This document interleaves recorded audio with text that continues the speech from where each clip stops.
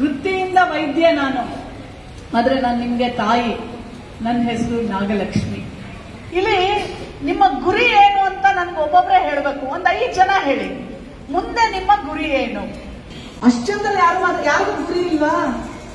ನಾನು ಏನೂ ಆಗಲ್ಲ, ಮದುವೆ ಆಗ್ತೀನಿ ಅನ್ನೋರು ಎಷ್ಟು ಜನ ಇದ್ದೀರಾ?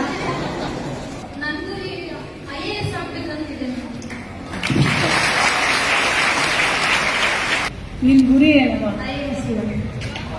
ಏನವ ರಾಯಚೂರಿನವರೆಲ್ಲರೂ IAS ಆಗಬೇಕಂತಿಲ್ಲ.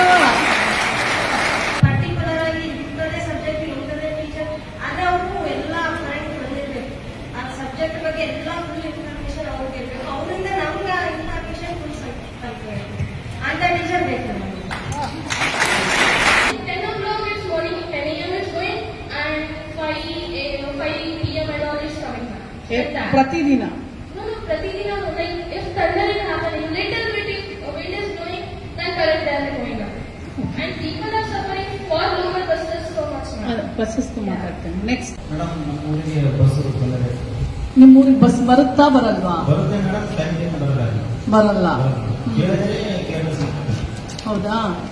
ನೀ ಏನ್ ಓದ್ತಾ ಇದೀಯಾ? ನಾನು BA second year. Second year. ನೀನೇನಾಗ್ಬೇಕಂತೀಯ?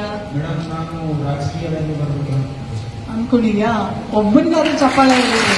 Coaching ಸೆಂಟರ್ನ ಮುಂದಿನ ದಿನಗಳಲ್ಲಿ ರಾಯಚೂರು ಜಿಲ್ಲೆಯಲ್ಲಿ ಮಾಡಬೇಕು ಅಂತ ಹೇಳಿ ನಾನು ನಿಮಗೂ ಸಹ ಮತ್ತು ಸರ್ಕಾರಕ್ಕೂ ಸಹ ಪತ್ರವನ್ನ ಬರೀತೇನೆ.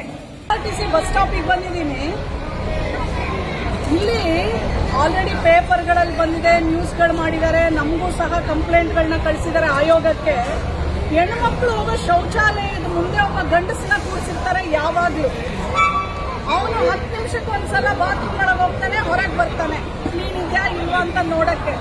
ಎರಡನೇದು, 10 ರೂಪಾಯಿ ಕೊಡಬೇಕು ಆ ಬಡ ಹೆಣ್ಮಕ್ಳು ಬಸ್ಸಿಂದ ಬಂದು ಸ್ಟೇಷನ್ ಅಲ್ಲಿ ನಿಂತ್ಕೊಂಡ್ರೆ 10 ರೂಪಾಯಿ ಕೊಡಬೇಕು ವಾಶ್ರೂಮ್ ಹೋಗಕ್ಕೆ.